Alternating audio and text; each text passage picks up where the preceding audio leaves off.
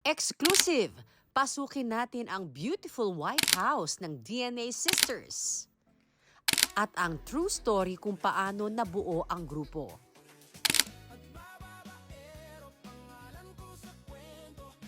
Si Tita Regine nga yung Yeah, siya talaga nag-isip yung talaga nag-isip. nito.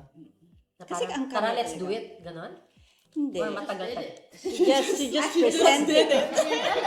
In reality, kaya manenepo baby story sila eh. Tinawag kami ni ate and said, Direk, tignan mo to. Tignan mo to. Pointing to her. May dalawa pa niyan. Di ba? Very K-pop. Wala sa'yo, nasa fans eh. Kung tatanggapin ka ng tao or hindi. So, yun yung ayoko na parang baka dumating sa point na ma-frustrate lang sila. Get to know the side B of the DNA Sisters. Be happy! Come with me, put your hands together, ta-da, let's be happy. You will see tomorrow's brighter, ta-da, let's be happy. Pilipino tayo, kaya lumalaban tayong nakangiti. Hi! Tara, get to know the DNA sisters. Siyempre, mga anak sila ni Kakay Velasquez at Raul Mitra. Tara, pasok tayo sa kanilang bahay and get to know them more.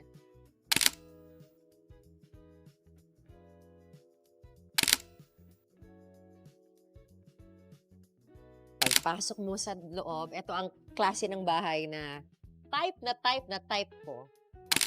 Say hello to the vlog. Ay, ang ganda ng ayos niyo pagpasko. Ay, kaya Yan ang pala. hilig ko kasi. Mag-decorate ng church. Sis, ang Mag-decorate ng ganda. Mapapansin niyo dito sa bahay ng mga mitra. Very artistic. Very artistic. I guess, tatanungin ko pa ba kanino sila nagmana? Eh, parang overflowing no, ng art. Actually, ito, we bought this na bahay na. Naghanap kami ng bahay noon. Kasi nung saan kami nakatira was biglang inanay. Pag puro kahoy eh. Yeah. Panic. Nagpanic si kami. Mrs. No, because na-trauma ako sa anay kasi nahulog sa ulo ko yung anay. As in, literally, gumanyan. So, na parang madiri ako na tao. So, we moved out. May condo kami sa Pasig. We moved out. Doon kami nagstay for a while. Pero dahil ang laki na dami namin, ang sikip na. So, the plan was really to build a house in the other lot. Meron kaming isa pang lot here. Kaya lang, matagal pa yon. So, we decided na, okay, bilhin na lang tayo ng meron na. So, we bought this. Pero before this, anong theme? Was it always white or Oh, yes. nag-always Always white? white. I always wanted na white. Para malinis, maaliwalas. Kasi gusto niya yung High mataas na ceiling. ceiling. Dating So, ganito ceiling dito. No, Hindi. no, it was really low. Oo, low. Kaya lang, para tumaas ang ginawa niya. Hinukay namin. Pababa. Oo. So, yung tumaas. Ayun. Happy ka na ngayon? Sa Happy na ako. kinabukasan? Oo. But syempre, parang with design kasi, never ending, it changes. Ah, Diba? sige, oo. So, wala lang yung, but lahat yung ginawa namin malalaki yung windows, yung para maliwalas. Kasi gusto ko bright. Totoo nga. Parang gusto mo Oo. uwian. Oo.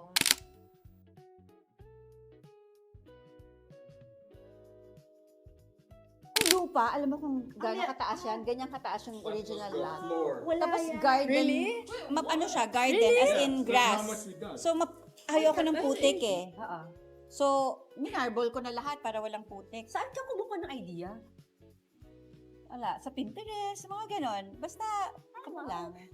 Tsaka kuripot nga ako, so parang Parang di naman siya slowly, mukhang no, pero slowly ko siya ginagawa. Kaya lagi ako nagre-renovate. Marble, hindi ba yan? Ito. Non-slip yan, I suppose, no? Hindi, oo. Ito, ganito na siya. Marble na siya all around. Para, ayoko kasi ng lines. They don't like it here. Don't like it here? Yeah. We like aircon. Yeah. Kasi mga musikero po sila, ayan o, may grand piano. Of course. Kasi yung piano na yan, palipat-lipat din eh. Talaga ba? Dati nandiyan sa labas eh. I really wanted it At least hindi outside. inaalis. Okay. Hindi pa. Hindi pa.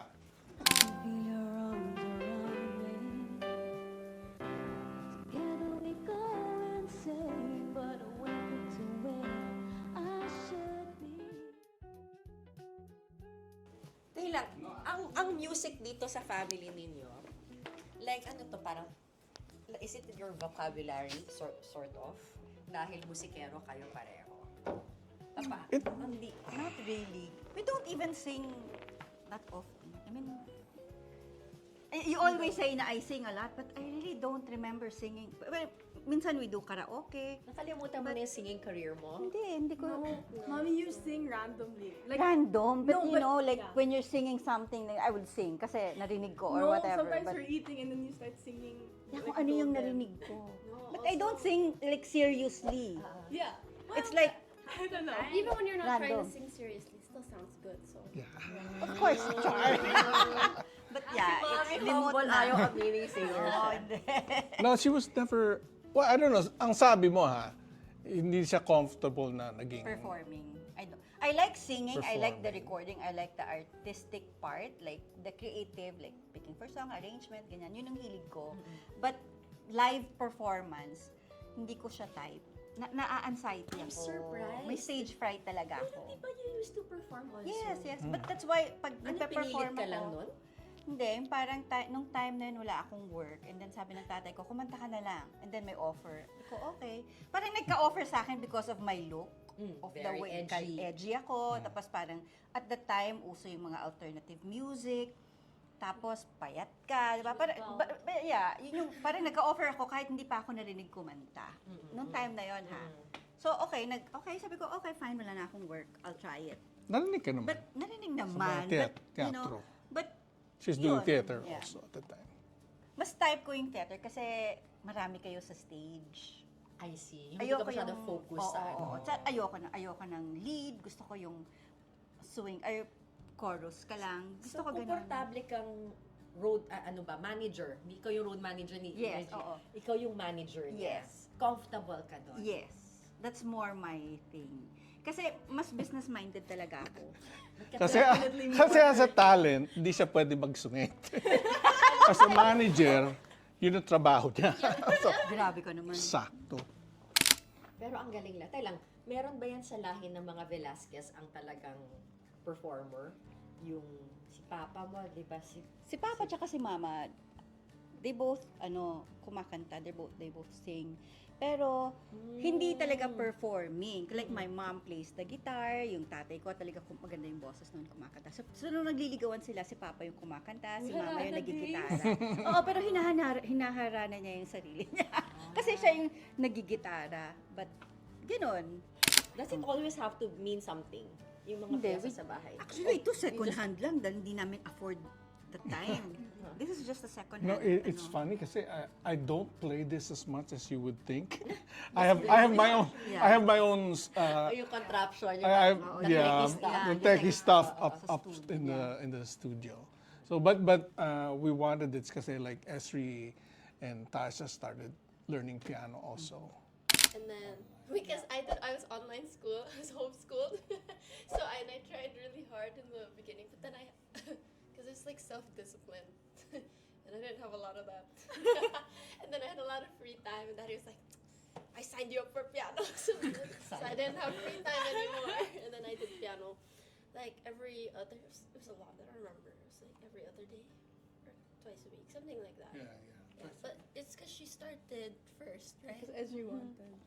Yeah, actually, piano has such like a deep, like, what's it, tied to my heart or complicated relationship because I always wanted to learn how to play piano when I was younger, and our dad signed us up for lessons in 3rd grade, and then being a 3rd grader, it wasn't very, it was easy to say, I got bored, and so he didn't want to like force me into it, so we stopped. Then growing up, you know, still being surrounded by music, I was like would want to continue again. We try here and there, but I get too overwhelmed at school, and it was always like for the longest time I would cry so much just because I felt like it was such a lifelong regret. And I know that it was his regret too, stopping. Yeah. Yeah. Sarap, no? Kung, gosh, please do it again. Yeah, that's why when the pandemic started and kind of nothing was happening, this was like, oh, finally I have the time to focus on learning piano again. And then for the first time, I made actual like progress in like reading sheet music, and I felt like it was kind of like a closure. So, but nowadays I kind of lost practice, so I can't show you anything now. But I think I will get to show it someday. I think. Well, yun yung sabi ko sa kanya noon na it's not too late. You know, when sinabi niya na nagre-regret siya na hindi, and yun yung gusto kong marinig. It has to come from her. Ayoko itulak siya. So, when sinabi niya yun, oh, sige. Then I had a friend who was teaching, and they started online, and then her learning curve was, you know, really. So she really, and that was, walang design yun na magka-career siya in music or anything. Pero it turned out na, Composing, she used it. Melody or writing? Melody. na Gosh, ang sarap siguro ng feeling. meron na rin siyang gadget, Oh, diba? Ikaw pala, nag-arrange. mini-me. She's a Yes. mini-me. Without, hindi naman siya nag-aral ng like arranging, but she does, the basic arrangement. Garage band ba muna? Yes. Yes, she started with that, but now she's using Logic. Logic. Pro. Na, Ito nga, hindi marunong sa Logic eh. Siya marunong sa Logic. Diba? Pero, galing. Mini-me.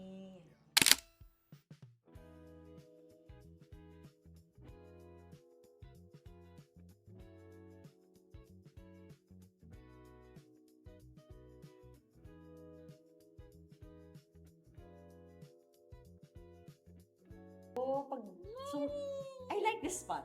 Yeah, dito kami, yung adult ang dito. Yeah. Dito Adult? normally adults, yung mga Kasi parties, umiinom. ganyan. Parang sarap na may nagluluto. Doon yung outdoor Tapos ito kitchen. hindi ganito to nung So, ito yung dalawa pa. Kasi meron akong pictorial tree. So, ito yung pictorial. Pag Pasko ba, kung saan kami magpipicture. So, dyan, kaya identical siya. Oo, para so dito dyan kayo kami sa magpo-posing. gitna. Oo, dyan kami magpo-posing. 1, 2, Pinaplan ko 3. yun. 4, bale, total. At saka One yung sa doon. sa sala. But normally, yung usual ko 6. Ito, ano to? Ano to? Shit, kalimutan ko yung artist. Mahilig ka Mahilig talaga ako. Kaya lang ang hilig ko kasi dark. Kaya nga ganon, mga antique, mga dark paintings. Ano, borlongan ba yun? Ang mahal no, hindi ko kaya yun. Hindi ako maniwala I sa'yo. swear. One, ang hirap-hirap kumuha ng painting niya, di ba? Pero sobrang mahal. But gusto ko ganyan yung, it's either dark or red, mga ganyan. Basta, ewan. Hindi ako bumibili dahil sa name ng artist, ha? It Yes, really based on, pag nakita ko, type ko, kahit sino siya. Nagkakataon lang na yung, like, yung may nabili kami na sumikat. So, nagkakataon lang. But, yeah. Swertihan din eh. Nagpipinta ka rin? May nagpip sa inyong mag-asawa? Wala. Yun yung frustration ko. Yeah, but hindi ako magaling. Parang sis, parang hindi ako magaling. Talent mo. Yeah. Hindi ako Kumakanta magaling. ka, yung painting mo. Parang, Even just hobbies. no, parang Hobby. Yeah. But you Hindi. No, when you were Pero ako, parang hanggang appreciate na lang. So, pinapasa ko sa kanila yung hilig ko. At Mag-paint ka, sinong ganyan. nag-paint? Ituro ang Ito. paint. Oh, tingnan Ito, natin. nag-paint din to. I wanna see. Yeah, ito meron din. Kaya lang, hindi siya, o parang siya ako, na insecure sa gawa. Sa Your painting. Lola is But al- you're, my mom is also a painter. yeah, Lola. I remember she She had an exhibit. Yeah. Really? Why don't we have any? Pero hindi ka, But I was hindi mo able to planong collect ibenta some. tong mga to.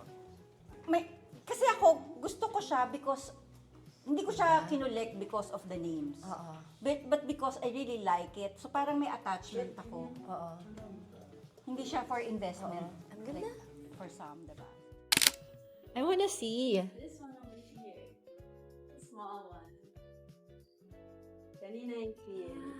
This one was my first really big attempt at painting like flowers. It's and nice. And it started out because while I was painting something, someone was like, "Oh, your Lola really likes flowers, so why don't you paint that?" I was like, "Okay, let me try." And so this is just a lot of experimenting with learning how to paint flowers, and then it was supposed to be a gift for our Lola, but Mommy liked it so much she just kept it. So I was like, okay, in the future I'll just make a bigger and nicer painting for Lola in the future. So this one is really like kind of what started a lot of it. So after that I started painting a lot of like flowers and horse kind of silly. Ano iniisip mo dyan? Sige nga, like when you think of a concept. This one was called She's with Her Mother Today. Parang, Tapos motherboard. Kakainis ka. She's with her. I just feel like horror is kind of silly because I get really scared of horror films. Get scared? I don't like looking at scary stuff. So I feel like it feels kind of silly when I'm able to make it. I'm like, haha, you're not scary to me. But ang dami niyang sketches na scary. Oo. Marami kang scary. Anak, mayroon yung... Yeah, there was ulo. Exhibit mocap. Mocap, ano, example. Totoo ba? So, sa hirap na masyadong talented rin ha. Hindi mo alam kung saan ka magpo-focus.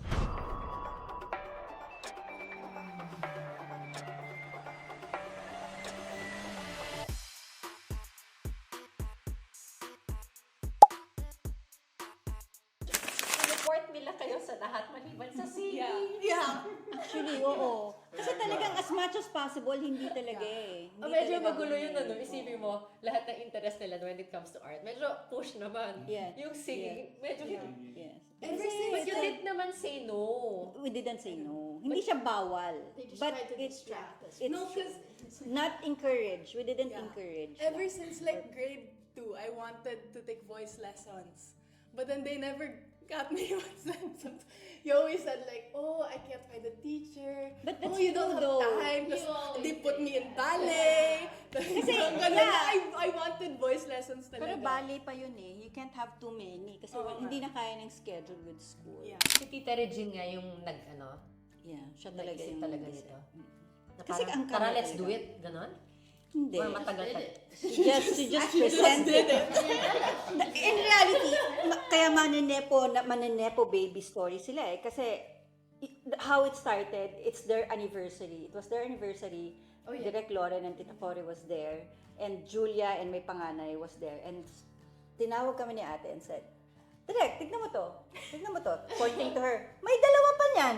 Di ba? Very K-pop.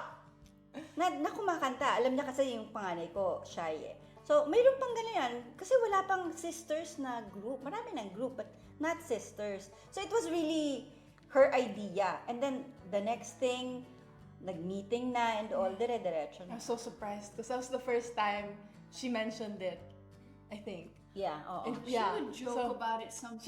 she'd joke about it.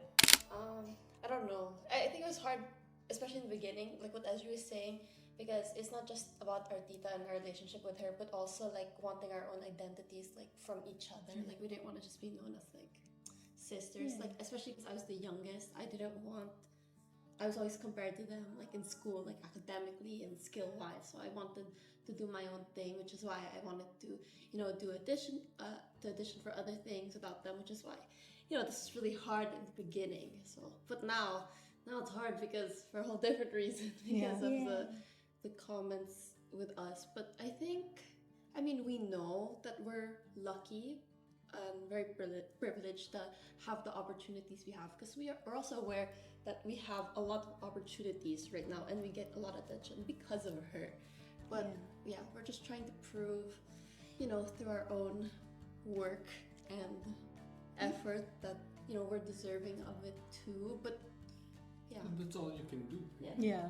I feel like also growing up, I had a big fear about entering because I also didn't want to be like a liability to our tita because I felt like if we weren't or if I wasn't received well, then that would also reflect on, the grace that our tita has shown us in giving us this opportunity. So, and the fear multiplied now because, we started out late and we're still kind of playing catch up with our skills. Yeah, we can only do our best. Mababal sila, no? Yeah. Mga sira ulo rin, like me. Actually, I'm really crazy. no, she's insane. At least I admit it. I don't pretend. Hoy, but in fairness, mabait ako, Char. Spoiled din kayo sa akin, Yung Christmas, we all know what we're getting. We have to open it at the same time because we all know we're gonna get the same thing, just a different variation. So that's how we all Yeah, open kasi it at the fairness exact nga, same that's my time. rule. Everybody will kailangan fair. Kasi pag may nauna isa, alam mo na yung gift Oo, niya. ibang color lang. But for now, ang wish ninyo bilang mga magulang,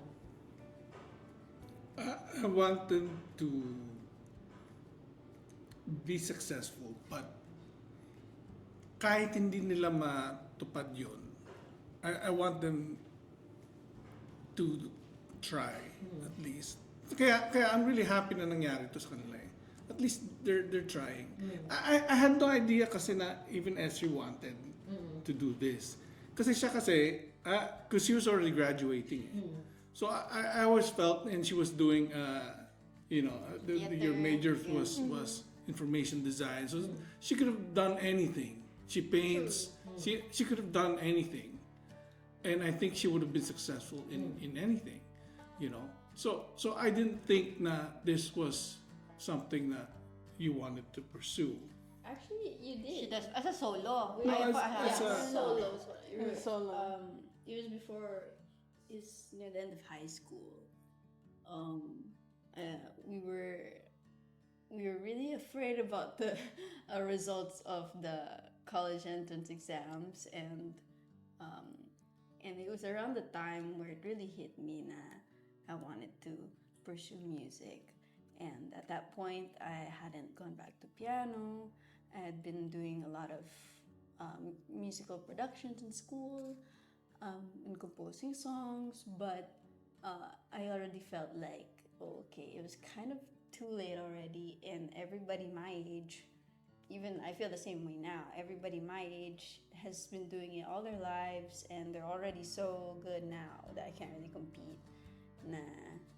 I remember I was sobbing to him in the living room about like, oh, I actually really want to do music, and he was like, okay, well, if it doesn't work out, we'll take a gap year. We'll take that entire time doing music. Yeah, that's right.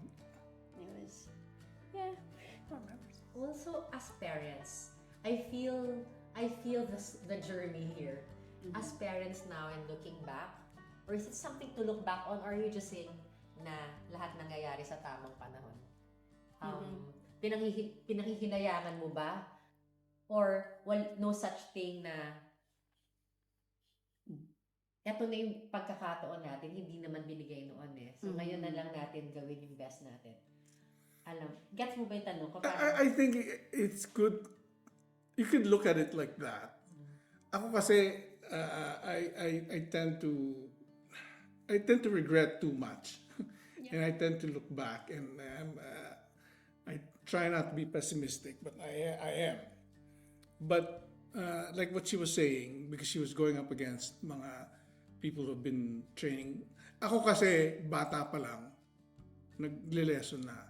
So I know what it takes. Alam ko yung mga ibang singers na nasa business na to, ibang performers, na bata pa lang, talagang yun na, si Regine, tulak ng magulang. So I know what they're up against. So, and I really wanted to spare them I know what we've been through being in show business. Akala ng tao, it's all glamour. It's a very heartbreaking life, business that they're getting into. People don't realize na you have to be really emotionally strong para magtagal dito sa negosyo na to. And being a overprotective parent, I wanted to spare them the heartache that they're gonna go through, that they're already going through. So, yes, maganda na it happened now, and you could say na this is your time. But I feel like if we really push you noon pa, we could have done this. We could have put you in the business even earlier. Kung bata pa lang talagang tinutulak namin kayo, nileleso namin kayo.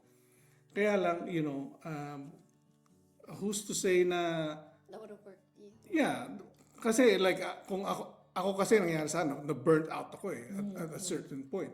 So, and I know, I've told you that, na I don't want you to burn out. Gusto ko, yung gagawin nyo is because gusto nyo. So, kasi nga, kung hindi nyo to gusto, hindi nyo matitiis, hindi nyo matatagalan yung mga pamimintas ng tao, yung mga bashing online. Your Tita Regine has had to deal with so much of that her entire career. But she stuck with it and kaya niya because this is something that she wanted to do from the start. Wait, ikaw nandun kay Tita Regine, yung kaya ka rin ba reluctant? Ano yung nakita mong masakit na pinagdaanan ni Regine? Ayaw mong pagdaanan ng anak mo, kaya hindi mo rin sila in-encourage agad-agad? Sa kanya, wala pang bashing nun eh. Well, Ba't ayaw mong mag-showbiz yung anak mo? it's more of, like, Meron ba daming bashing? may bashing pero hindi ngayon na online na you can Pero No. masakit kung nasaktan kang nangyari sa kapatid mo dahil nasa showbiz siya. Meron. Hindi, yung sa kanya, more of yung sa relationship kasi niya, di ba? Yung bashing based dun sa relationship niya. But that's, for me kasi, yun yung nangyari. Nababash ka sa ginawa mo. But, ako for them, it's more of being, yung frustrations. Na parang, kasi di ba, ang dami namang, maraming nandyan sa industry na hindi mo na-reach yung talagang gusto mong ma-reach. But you're just there. But so it's sa'yo kung how you would feel about it na nandyan ka lang, floating yung career mo. So, yung ma-frustrate ka ba or magi-give up ka ba, yung mga ganon. So it's more of, kasi ako, talaga ako, bini-brainwash ko sila. Gusto ko to maging chef. Gusto ko bini-brainwash ko silang maging business minded. Mag-business kasi si Julia, 'di ba dati as in mga bata sila gumagawa silang ganyan, ibenta sa mga tita. Para as in bini-brainwash ko silang maging business minded. Yun yung gusto ko. Kasi parang for me, whatever yung mangyari kung mag-business, it based sa decision mo. Pero ito kasi pag business na to, hindi mo kontrolado yung nangyayari sa career mo. Even if mag-work ka ng mag-work, diba? It's beyond your control eh. Kung sisikat ka, wala sa'yo, nasa fans eh. Kung tatanggapin ka ng tao or hindi. So, yun yung ayoko na parang baka dumating sa point na ma-frustrate lang sila.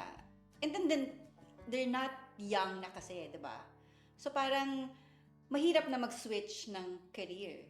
So, given the reality of this all, does it still make it worth it? I think, yeah. What makes it worth it for you? Now, minus the fame, minus the fame, what makes it worth it for you? I think, like Mommy said it looks guaranteed, but for us, we know it's definitely not. And which is why we always take it parang one day, 1 week at a time. At least for me personally, being like my lifelong regret of not, doing the training, doing the lessons when I was younger. I think, at least if I look at right now, what makes it worth it is just the opportunity to train with sila Coach Mickey, our dance coaches, our vocal coaches. I think it's just that whole, and also being someone who doesn't exercise, just getting stronger, I think. Actually, yeah. And also, I think for us, it wasn't always about fame and getting famous. It was just, we wanted to do something we've always wanted to do as kids. And to have no regrets. To not pursue what we've always wanted. Yeah. That's what we asked them. How bad you really want this? Kasi, hindi naman namin sila pipigilan, di ba? But nung yun nga, parang kung ito talaga yung gusto nyo, then we'll just support, di ba?